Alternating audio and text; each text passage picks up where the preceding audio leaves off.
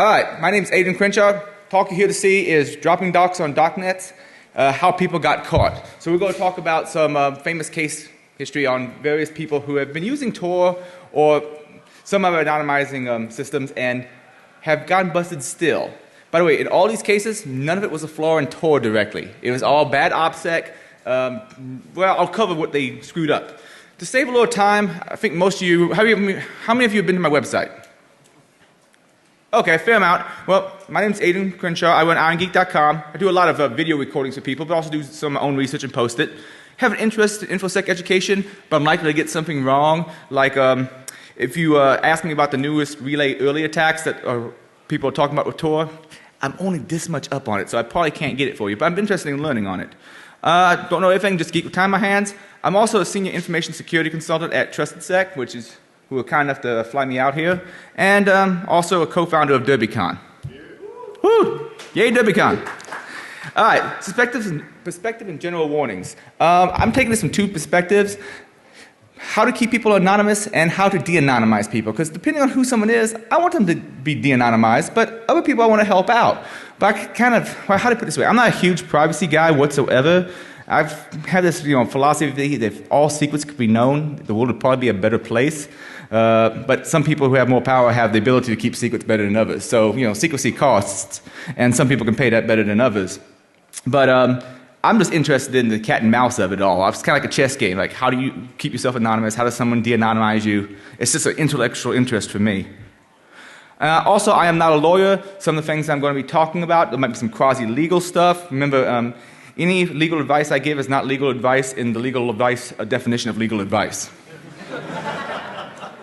By the way, if a lawyer ever has the words "I understand" in an email to you several times, it probably means they know that they're lying, but they don't want to be caught on it. So you can say, "It's my understanding" later. I don't like lawyers. If there's such a thing as a soul, I believe I have one, so don't think I could ever be one. Anyway, also, some places we're talking about, be careful where you surf. I mean, most of the people out there, I think, are techno-weenies like me who just like encryption and networking, but there are some, kind of disgusting human beings out there like, I don't know, or child molesters, some drug dealers, depending on how they behave, and also university administrators. Actually, the university administrators generally can't figure out Tor, so you're pretty safe from them out there, but the other groups do exist. So be careful where you web surf. If you do a lot of research, I highly recommend maybe turning off automatic downloading of images, because you can.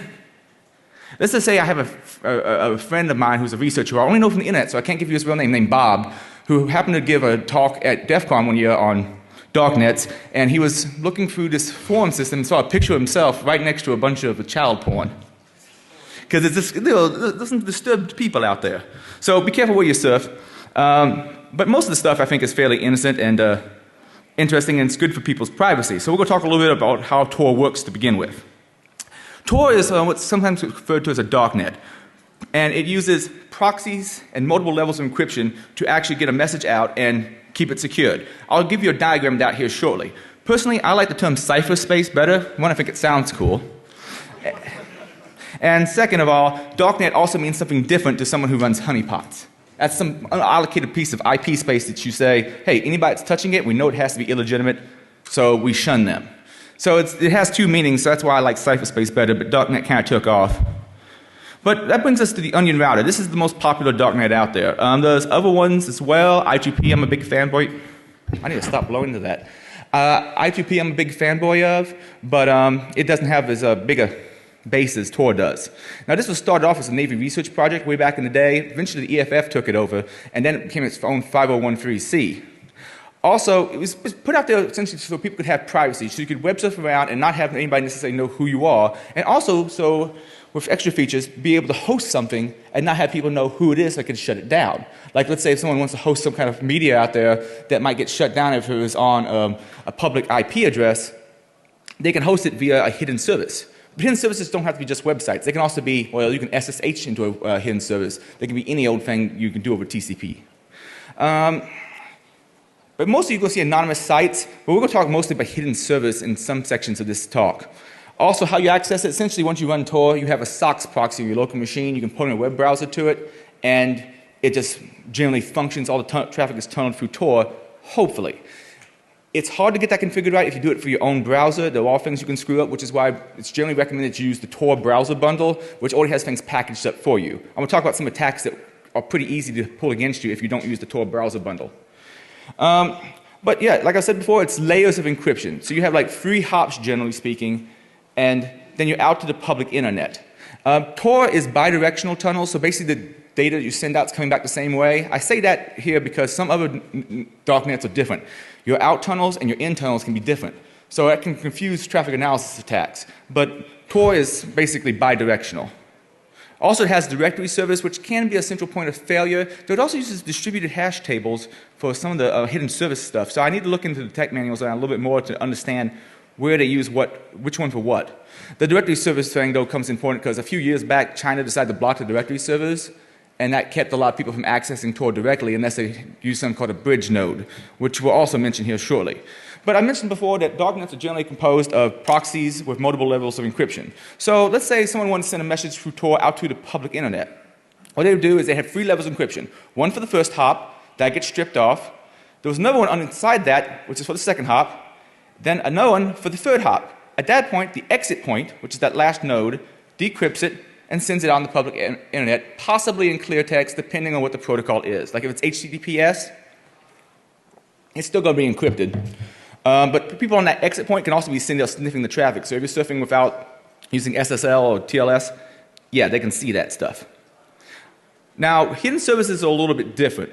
Let's say someone wants to host something. Like I want to start up a site, Polyester Road, because I want to sell like, zoot suits or something from the early parts of the century or last century, or like maybe it's like 70s decor kind of outfits for like lounge lizards. So I want to go ahead, I'm Bob, I want to go ahead and put out Polyester Road. Well, I first of all get up a bunch of introductory points that I can set up.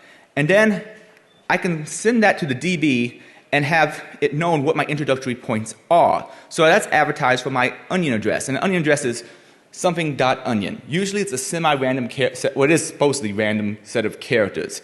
You can brute force that and make a kind of specially signed name if you want. If you've ever seen Silk Road's website, you'll notice that the first few characters is Silk Road. There's a way you can like brute force a password hash to find a name that you want. Close to, but you can't do the entire thing because it's a little too long for you to conceivably do it. But there's GPU systems for coming up with those names. Anyway, advertising the DB, Alice finds out about it. She finds out from the DB, she finds out about the introduction points, and she sets up a rendezvous point so that Bob can talk back to her. Sends that information to the introduction points, and eventually, through the rendezvous point, they can start talking about how they're going to communicate, and eventually set up a channel and start tossing data back and forth. I know I'm going through this awfully fast, and really for a lot of this, it's better to read Tor's website on how it works. But basically the idea is we both agree how we're going to communicate anonymously, and you can host something, and the person that's hosting it doesn't know who's accessing it, hopefully, and the person accessing it doesn't know who's hosting it. That's the core idea. All sorts of different node types in Tor. There's clients, which are just, well, what they are, just general clients. They're just users of Tor. There's relays, and these are people who basically hand traffic on to the next person, but they're not necessarily exit points. Exit points where it sometimes gets tricky and troublesome. I mean, in the United States, I'm saying technically it's legal to be an exit point. Now, Austria had some problems recently because contraband was going across. In the United States, generally, there's certain safe harbor provisions, my understanding you have, that you can be an exit point, and even if bad stuff is going through the system, you're generally not at fault for it. There's also bridges. Remember I mentioned those directory servers before that China shut down at one time? Well, bridges are basically Tor nodes that are not advertised in the directory. So the only way you can get them is like, well, I think in the past it was like you had to go to a website and they would email you certain bridges you could use. The idea is none of the bridges is all listed in one place, so you can get on Tor even if you can't get to the directory. That was the core idea of bridges. There's also guard nodes, slightly more trusted nodes that are your first hop. Here's the bad thing about traffic correlation. If I can be your first hop and your last hop, and I can watch the traffic, I can kind of figure out who you are. And if you heard about this attack, the guys at Black Hat, who are not giving a talk now, they were doing a type of a traffic correlation talk, and I believe a certain type of, if I understand what I've read about it, they were also adding certain tags to the data. But they somehow also became guard nodes. I don't know exactly how the election process for that works, but they could become more than one, well, If you can control multiple nodes in the network, you can start doing interesting traffic analysis attacks. There's also introduction points, which I mentioned before for hidden servers, and the rendezvous points, which are also used for hidden servers. And essentially all it is you get a web browser, you got Tor up and running, and if you use the Tor browser bundle, I mean, it's as simple as downloading it, unzipping it, and just running it to get out. To actually set up your own Tor hidden service, it gets a lot more complex. I have links in the slides to like a 3-hour class I did. If anybody wants to try that, it also covers doing the same thing in I2P. Okay, applications, tons of stuff out there. I want to give a quick shout out though to a system called Tails. Tails is essentially a live CD. You can also, I believe, install it in a VM that does a lot of things to add on to Tor and I2P to make it a little bit more secure. For instance, firewall rules to make sure the only data that's going out is over Tor. Also, certain plugins are not going to be there, probably some other optimizations. Generally, it wipes itself every time you shut down and restart, that kind of thing. And since you're doing it all off a live CD, as long as they don't get to your memory fast enough, you're generally okay. You're familiar with the cold boot attack? Essentially, some of you who aren't, basically, if they can get you your hard drive fast enough and pull the memory out, basically cool it down if they can, put it in something, mount it, and suck off all the data. If they can do that fast enough, they can a lot of times find encryption keys and so forth. Though the amount of time it takes is very little. Like you shut off your machine, just do this for a while with the cops, you can probably be, might be okay. Not that I'm saying you should do that with the cops. I have a talk on anti-forensics also. People love the lemon wipe. You don't want to look it up, trust me. All right, there's other tools out there. Scallion, remember how I mentioned you can make your own custom names? Most hidden service names look like this hidden wiki right here, all super random. If you look at the Silk Roads one, let me see, do I have Mr. Silk Road up? Yeah, I think I do. They actually brute forced the first part of it. Oh, crud, I don't have. Let me bring this up real. Yeah. Notice how they brute force the first part of it, so they actually have Silk Road as some of the characters. But the rest is random. I'd have to imagine there's a security concern there because it lessens the entropy, I'd have to think. But someone who's actually part of the Tor project would be able to tell me better. But let's get back to the slides. But there's all sorts of tools out there. If you want to know more about different hidden services to go visit, there's a public internet site on Reddit, /r/onions, where you'll find various ones listed. Now, Tor has some pros and some cons. Big pro is you can pretty much anything that's TCP that you can do over a SOX proxy, you can make it work. Like SSHing over Tor, perfectly feasible. And that 3 levels of proxying generally gives you a lot of anonymity. Downside is it's slow. It's a lot faster than it used to be, actually. It used to be hidden services were much slower, but it's never going to be as fast as just using the public internet. It can't be because you have all these extra hops you have to go through. Also, you got to worry about how much you trust your exit node. There was some embassy attacks way back when where, well, they didn't want the country they were in to spy on them. Let's say you have an embassy in France, and you want to get out of the French country and don't have the French people spying on you. Well, your embassy might use Tor. However, if you're using POP3 without encryption, whoever your exit point is going to be sniffing your traffic. And there was a few people that did things like this. And also, I mentioned the Great Firewall of China blocking 80% of the relays a while back. So those issues. But it is the biggest game in town as far as darknets are concerned. All right, what does the traffic look like? Oh, let's gloss over this. You have a couple local listening ports for your SOX proxy, and they're different depending on whether or not you're using a manually installed version of Tor, like you're setting up a hidden service, or if you're using Tor browser bundle. Generally speaking, unless you're setting up a hidden service, use the Tor browser bundle, or better yet, Tails. As far as remote is concerned, most of the traffic is going to look like it's over 443, and then used to be at least some 80. I'm not sure if that's still current. There's a lot more details out there on my website, and there's ways you can detect it also. There's a reverse DNS system you can use to go, is this IP address part of Tor, query Tor's directories, and find out. So if you go to my website over Tor, you'll notice there's a little onion icon in the top left-hand corner instead of the normal penguin. Oh, quick shout out to I2P. Not covering I2P, I don't know if anybody really got busted on it, not because it's more secure, but because it's used less. But I'm a big fanboy of it, and it's another alternate to Tor. And having different people doing different kinds of research in this kind of community is important, I think. And that's another big player out there, though Tor pretty much is the 800-pound gorilla when it comes to darknets. Okay, a little bit about Bitcoin, and if you really want to know about Bitcoin, we actually have a speaker goon named Bob. And Bob gives a great talk, Bob Rice, on Bitcoin. So I recorded it once at B-Sides Delaware last year. Go check that one out.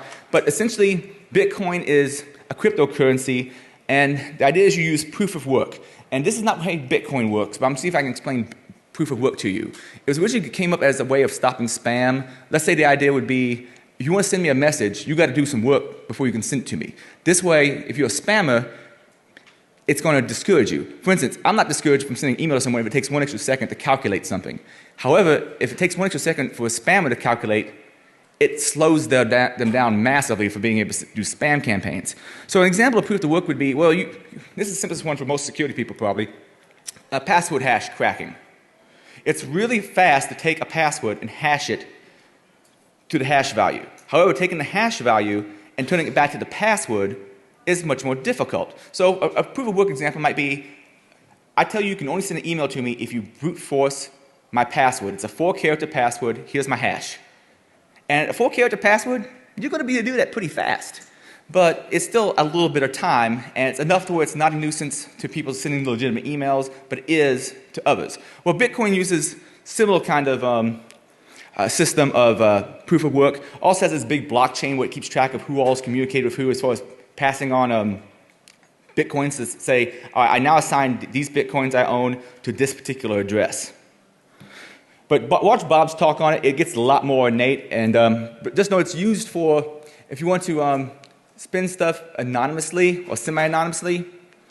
It's the way to go, apparently. At least that's what most people seem to be using. There's a bunch of alternate out there, also like, what is it, Doggy Coin, and I don't know how many others. But check out Bob Weiss's talk sometime. Okay, I burned through that in about 12 minutes because I wanted to get to the good stuff. Basically, we'll talk about how people got de-anonymized. And the first case I want to talk about is the Harvard bomb threat. Did you all hear about this last year? Yeah, guy at Harvard apparently mailed and said, hey, we got some bombs. Here's the exact thing he said. Shrapnel bombs placed in Science Center, Server Hall, Emerson Hall, Thayer Hall, 2 or 4. Guess correctly, be quick, or they will go off soon. Before they go off soon. So he sent this on December 16th. Well, they had to figure out who this guy was. Apparently what he used was Guerrilla Mail. And up in the headers, well, the email address, it would be from Guerrilla Mail, so they could tell that. And apparently he sent it over Tor. Now, I sent my own message using Guerrilla Mail, and one of the things Guerrilla Mail does is it uses your originating IP address. By the way, that's not mine. I've modified it some. But it puts in your originating IP address. So let's say if you did it from home, your real IP address would be in that mail. And they could look in the headers and find it. Now, this guy did use Tor, so it didn't have that in there. It had an IP address of a Tor server there. So that was a step in the right direction as far as anonymity is concerned. However, all Tor nodes are public, and it's easy to figure out, oh, is this machine Tor or not? You can just look it up. There's a reverse DNS of sorts that you can use to figure out if it's a Tor node. A lot of times these Tor nodes even have Tor in the name of them. So it's easy to correlate who was attacking. Well, basically what they did was they looked to see who was using Tor during the time that the email was sent. And they found this one particular individual. Now, this guy had been using a bridge, as I mentioned before, that wouldn't have been advertised in Tor's directories. He probably would have got away with it. Or if he just walked to the local coffee shop and used Tor, he probably would have got away with it. However, he did it from the university network. So they found this guy named Eldo Kim. And apparently, he was one of the few people on Tor at the time. Now, at Harvard, I don't know what kind of research Harvard does into anonymity. I give a lot of talks on anonymity for someone who can hardly say it. But he may not have been the only person on Tor. But when they found out he was one of them and they went and talked to him, he admitted to everything. And apparently he put in the bomb threat, my understanding, because he wanted to get out of a final or it would be a final at that time of year. So he sent that in and is in huge trouble just to get out of a final. Oh well. More details. All's Technical, by the way, has some great write-ups on all these cases. Check those out. Also, there's some court documents out at ScriptD. These slides, by the way, are very close to this exact version. Should be on your DEF CON CD. Also, I have them online. So this guy went to Harvard, but he did it out of his own network? Yeah, he did it from the Harvard network. Yeah. Probably from, I think maybe from his dorm room. I don't remember the exact location. This guy went to Harvard doing it from his dorm room. Yeah. That's smart. So lesson learned from this. Don't be the only person using Tor on a modern network at any given time. Use the bridge. If he'd used the bridge, probably wouldn't have been caught. Don't do it in the first place. That's another thing. Yes, don't admit anything. That would have gone a long way. And correlation attacks are a bitch. And we'll talk a little bit about what a correlation attack is here in a second. Essentially, where a correlation attack is, you watch the traffic and see what's going on. For instance, let's say everything is encrypted, but if you see a 5 meg request, which would be a big request, but still, and then go out and you watch both this node and this node. By the way, you can tell these two are evil, right? Because it's got the little goatee. Show me kind of met a guy named Ralph. He looks like my evil computer, I swear to you. But anyway, these guys are sniffing it. So this one and this one, in what's known as a Sybil attack, someone controls both those nodes. Well, he can sit there and sniff and say, oh, I saw 5 megs come in this way, 5 megs come out this way. I saw an 8 meg response come back. Wait a second, that's not what I meant to do. Yep, see the 5 megs go out that way, 8 megs come back this way, and he can see them both. Now, granted, remember those 3 levels of encryption there? So the messages don't look the same because they have extra crypto keys in the middle, like this guy's. The guy I'm pointing here. Why am I doing that? It's not a touch screen, Adrian. Yeah, right, this guy right here. So, I mean, the traffic doesn't look the same. It's encrypted with different keys, but since it's the exact same size and the timing of it, they have a good idea that, oh, this might be who it is. Now, in this case, the correlation attack was who was using Tor at that particular time. Timing correlation might be similar. Pain in my buttocks.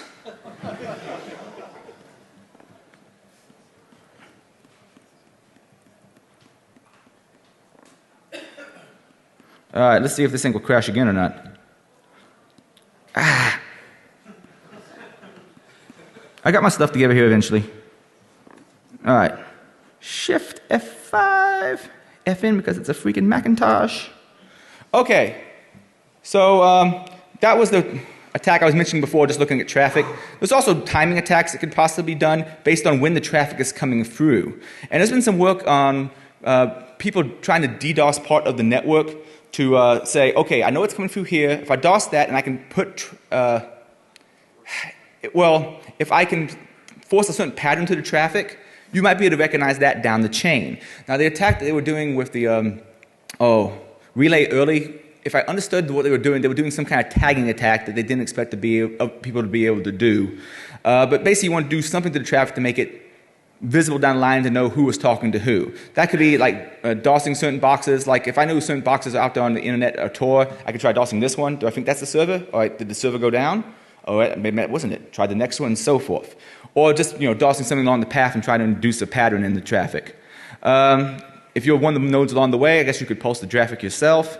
Or even just change the load on a path. There was something called a Maginot. Not Maginot, that's the French firewall company. No, it's history buffs. Thor from Camo Comics. What's the name of his hammer? Mjolnir. They had this project called Mjolnir, I believe it was the NSA, and it's, from what I read of the documents, it sounded a little bit like this, causing extra traffic along the way so you can kind of modify and put like a pattern to the data. I could be misreading it. If someone from the NSA wants to talk to me about it, I'd love to hear. Also, I really want an NSA challenge coin and a little hat, please. Just saying. All right. Another thing, this is not a correlation attack, but I remember I mentioned how sometimes you can really screw it up and you set up the browser yourself. By default, let's say you set up Tor in Firefox yourself, not using the Tor browser bundle. There's a setting that says use DNS over the SOCKS proxy. That is by default off. If it's off, what happens is when you query polyesterroad.onion, it will first do the DNS query to your own ISP's DNS servers. So they won't see the traffic, but they will see that you were trying to go to that particular site. That's why if you're going to set up yourself, you got to go in and it's underneath about config. It's something like proxy relay to DNS. But Tor browser bundle by default does that. So that's another reason to use Tor browser bundle. So while they don't see the data, they can see who you're trying to visit based on the DNS queries. Okay, next case, lulsec. You remember these guys from a couple years ago, right? All right, Hector Xavier Monsignor? How do you pronounce that? Well, I'm going to call him Sabu because Sabu is easier for me to remember. Now, normally he was using Tor to connect to the IRC network, and so they wouldn't necessarily know his home IP. But one time he got lazy and he didn't connect. So he got himself caught and started to collaborate because he really didn't want to go to jail. Matter of fact, last I heard, I think he got off completely now. I think he's pretty much home free at this point.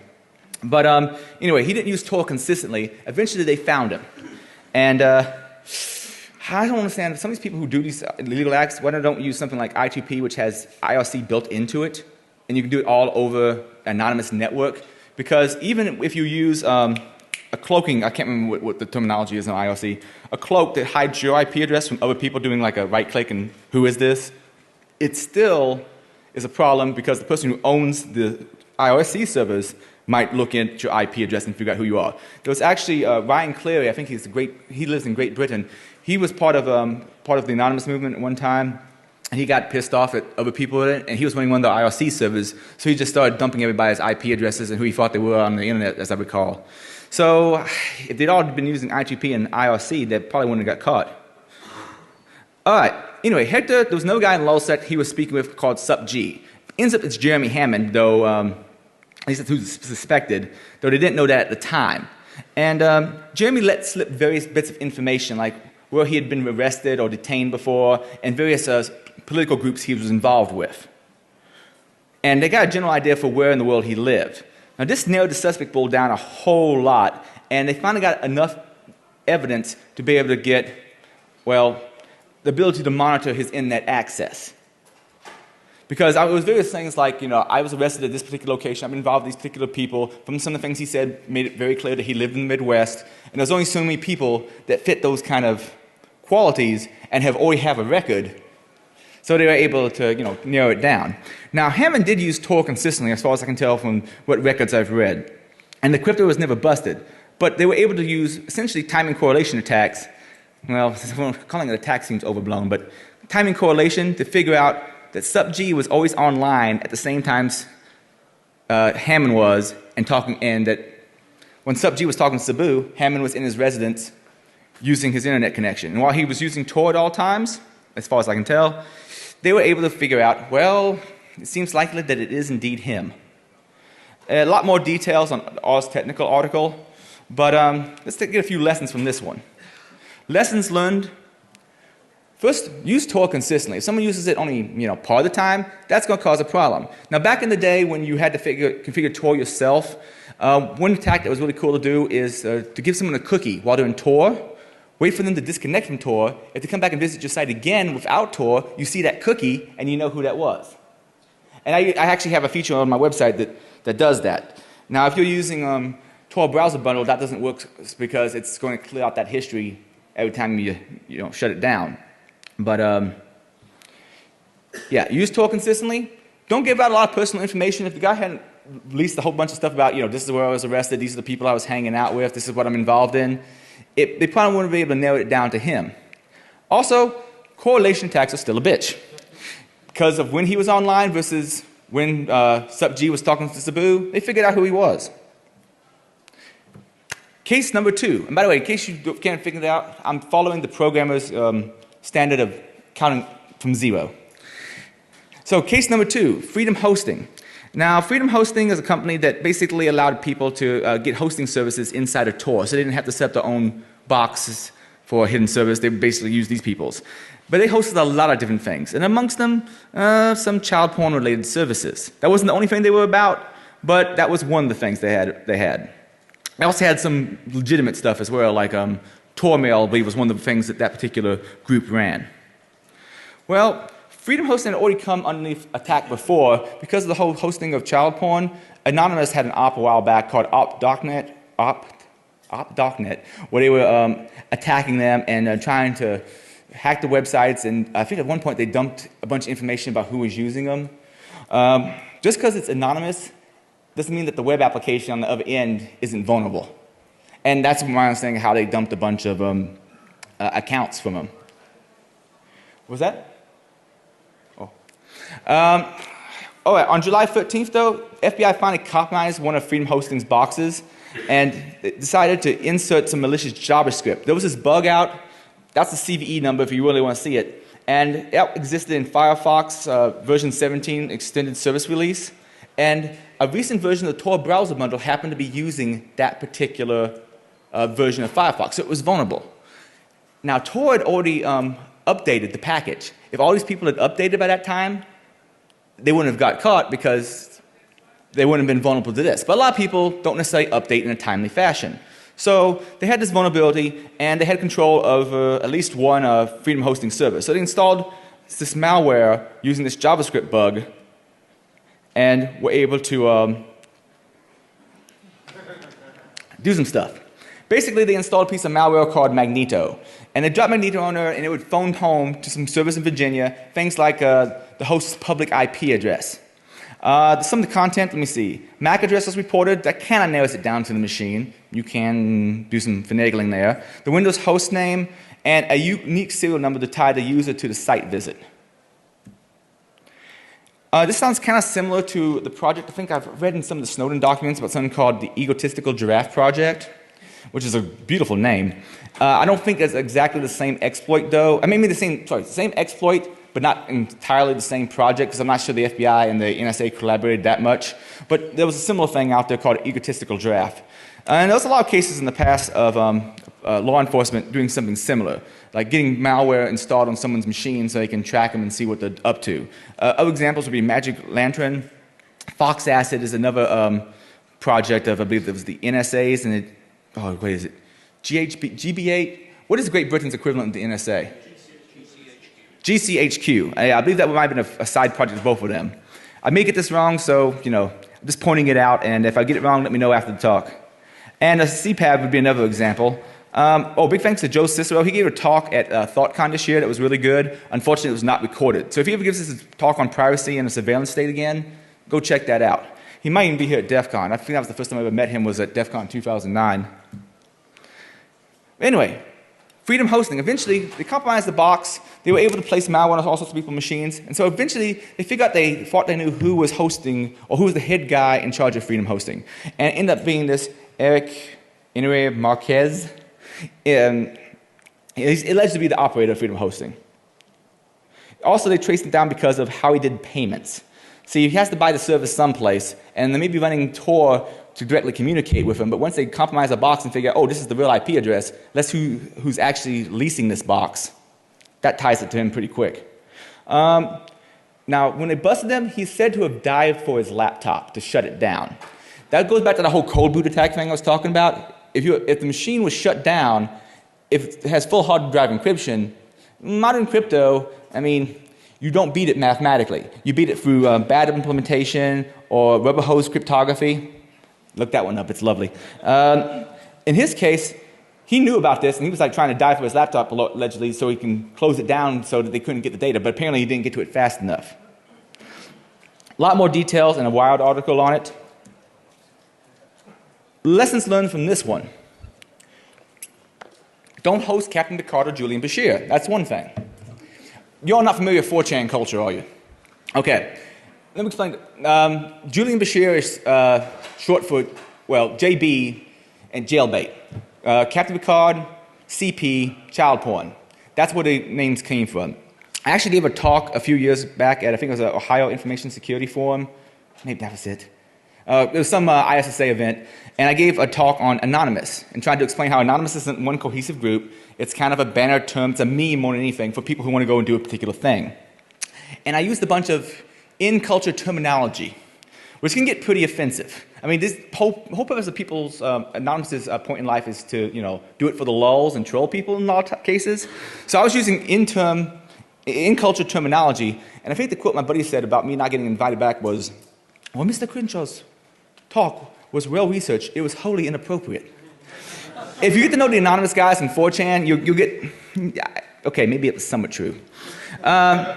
Next thing you can learn, patch. If these people had kept up with the patches, they would have been just fine and dandy because the Tor browser bundle had already been patched by then.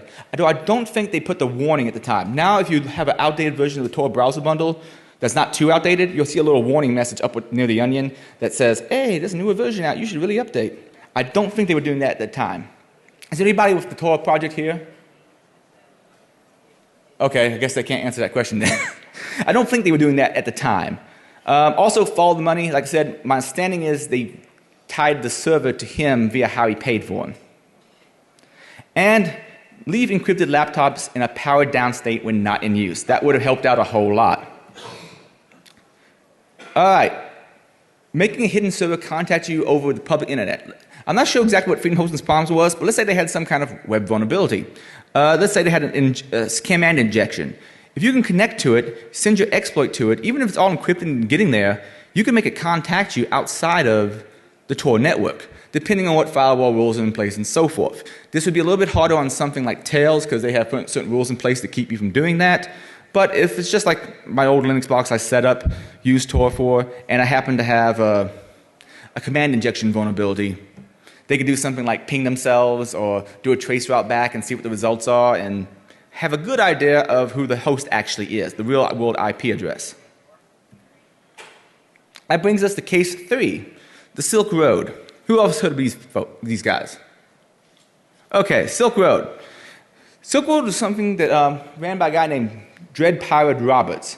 And it allowed buyers and sellers to exchange, well, let's say, less than legal goods. There was all sorts of things that they could sell on there. Here's some stuff in the court documents. I mean, cannabis, dissociatives, ecstasy, intoxicants, opiates, precursors, prescriptions of psychedelics, stimulants, all sorts of really fun stuff. Oh, great. What is the guy who would say winning to that? Oh, great. Charlie Sheen, yes. This is Charlie Sheen's dream here. But they also had other things, like various services, like you could hire someone to attack a system for you. You could find counterfeit bills. But then also I saw other policies that said you couldn't have counterfeit currencies. I'm a little confused about some of that. Also, while they didn't seem to have a problem with like stolen credit card numbers and so forth, they had a problem with forged diplomas. I'm not sure what the deal was with that. But anyway, they were making some big bucks. With about 1.2 billion, the FBI got a little interest in these guys. So they started looking around for the earliest references to Silk Road on the public internet. You can use Google operators to say, all right, give me everything from this time period to this time period, this time period to this time period. Just keep throwing that back until you can find the earliest reference to the Silk Road. And, well, they found it on the Shumery. It's a little druggy website. And this guy had posted on it a guide going by the handle of Altoid on 1/27/2011.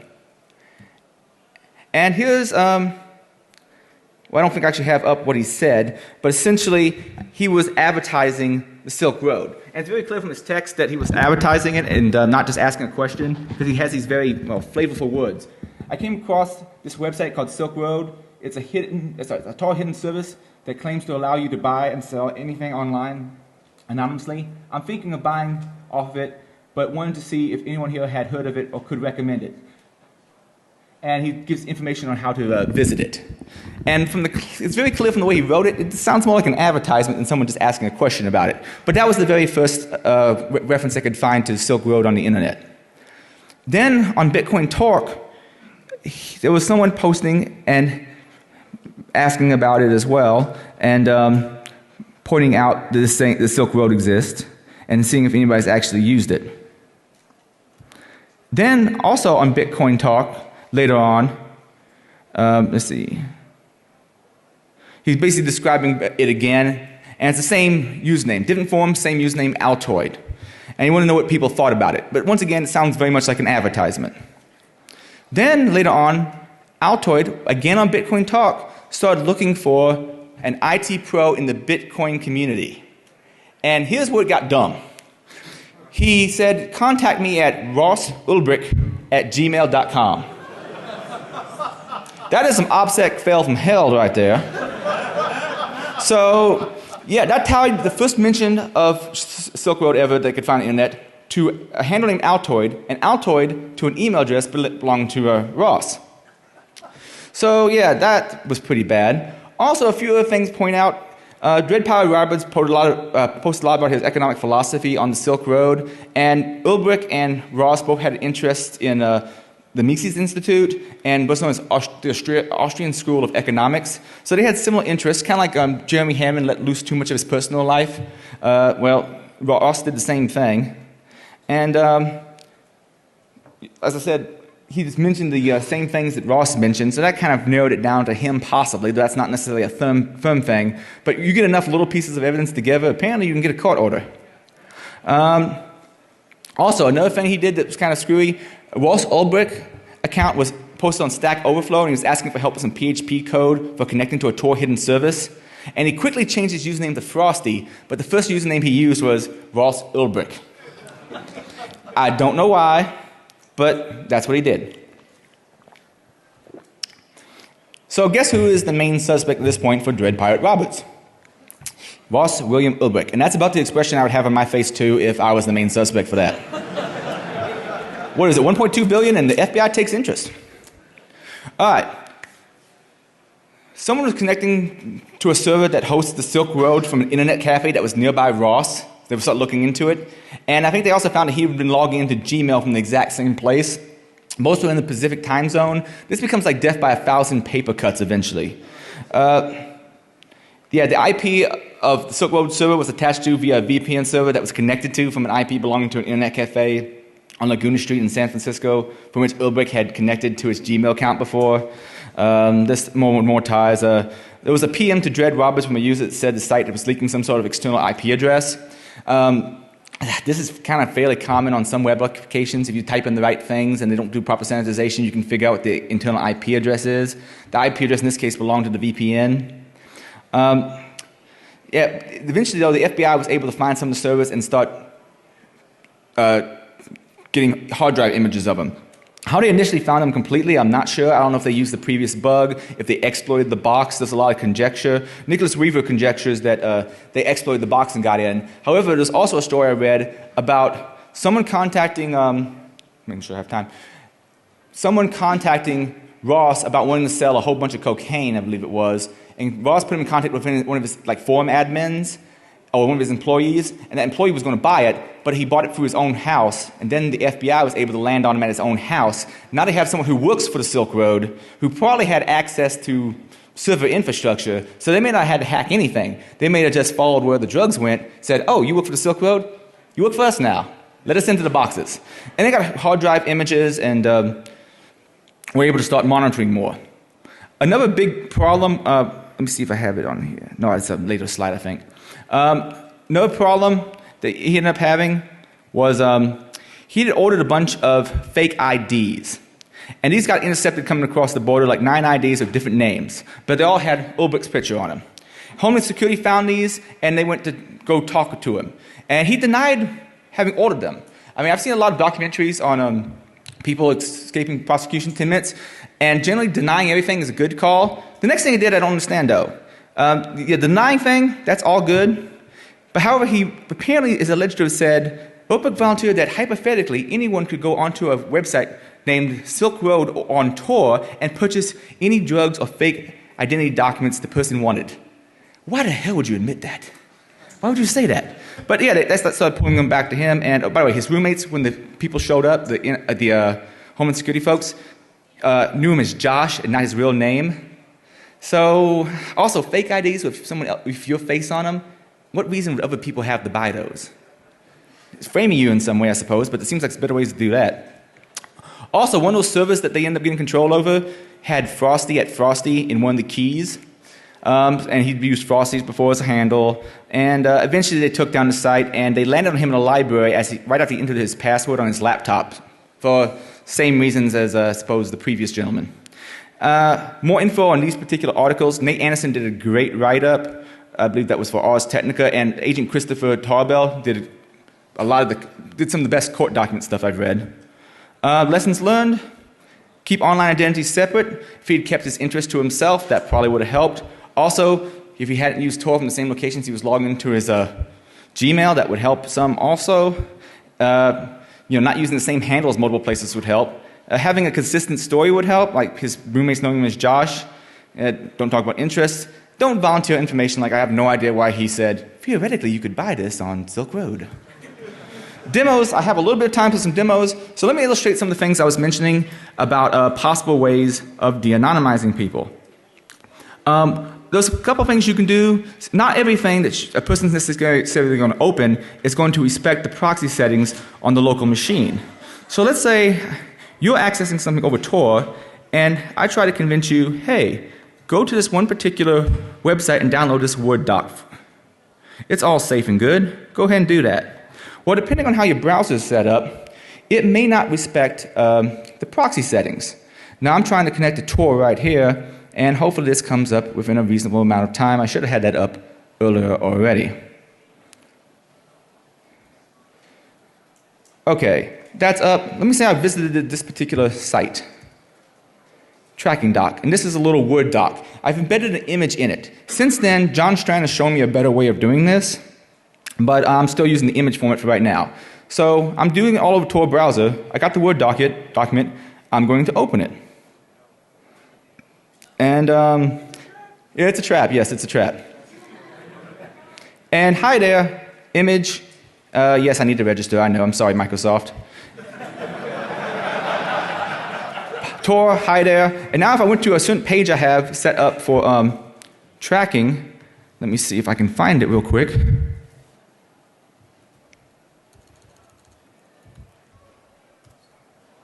Yeah, sniff that password real quick. Not much you can do it right here. You notice I now have the IP address, the world IP address of whoever was accessing it. I think. I hope that's one of those IP addresses. Anyway, that's hopefully what I got right there, and I can do a correlation tag of when it was downloaded from the servers over Tor versus when I see this. Another option, by the way, if you want something more professional than my little ghetto doc file, there's something called honey scripts. Oh, sorry. I'll get to it in a second. Honey docs. My friend Marcus J. Carey runs it, and I've made a bunch of fake documents for it. I'm calling this one creditcards.zip, and hopefully if it downloads, if you open up any of those, it gives you options like Excel files, Word docs, and so forth, and it's being really slow to download right now, so I'm just going to switch over to the screen where it is, and right here, I could go in there and see who opened the docs via the real IP address, except for it's probably logged me out by now.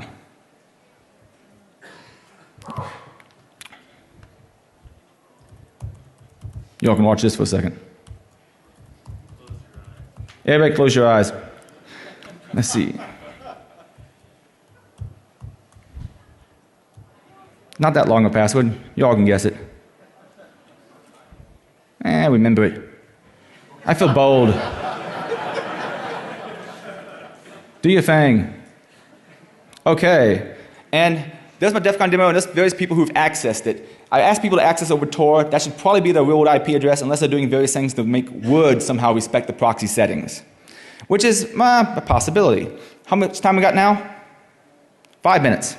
Okay, if I was to open this up and look at the documents in it, I would basically get more of the same thing. So you see ODT, like Open Office Document, XLS, and a few other formats. But you get the idea. Basically, Marcus's tool is a much more professional way of doing it than what I had before. But I can also view those things like I always show Tor log. So let me go down to another thing that you can do to mess around with people. I have a hidden service set up at this location. So this is going to be a race condition to see who can hack my site first. Right here, this is running Mutilidae. Mutilidae is deliberately vulnerable scripts, and I find it's very, very easy to write deliberately vulnerable PHP code. Currently, it's been taken over by Jeremy Druin, who's a much better coder than I am. But if the website has vulnerabilities, there's different attacks you can do to possibly de-anonymize them. And I'll show you a few of them right now. I'm just going to describe this one because of time. This one, I'm doing an command injection attack and telling it to ping an IP address. If I was that IP address, I could sit there, sniff my connection, and see who's actually pinging me to figure out who they really are. Another option might be, Tor is acting way, way slow in here right now. Let me see. Broken, insecure, sensitive. I'm looking for insecure direct object references. I'm opening that one too. So this demo may or may not work. I have videos of this online. Essentially what I'm doing is I'm using a vulnerability where I can do command injection. I can have it trace route to me and see the IP addresses along the path and hopefully figure out who someone is. However, Tor on this network is running pathetically slow. Believe it or not, I did demo it earlier. But the idea is basically if you can get command injection, you can get that remote box to contact you back. And if anybody really wants to see it, I got about 3 minutes, don't I? 2 minutes. Oh, question. Yes? Then I would get the IP address of the VPN server, assuming that it's not like a split VPN tunnel. I'd get the IP address of the VPN server. It might get me a few notches closer, but yeah, it wouldn't be instantaneous. Question? Yes? Is there any advantage to trying to sort of engineer your Tor network so that you're bouncing through various jurisdictions that are not with one another? Maybe, but I haven't really looked into it. I mean, in theory, I guess, maybe, because I know there's some control you can do over which nodes you hop through. Yeah, it looks like my Tor connection is not doing that well. If anybody wants to see this, I have videos on my website about doing this. But essentially, it's just injecting and making that remote box contact you back. You can also do it via remote file include, like have it suck up a file from another website you control and have it deliver up the IP address that way as well.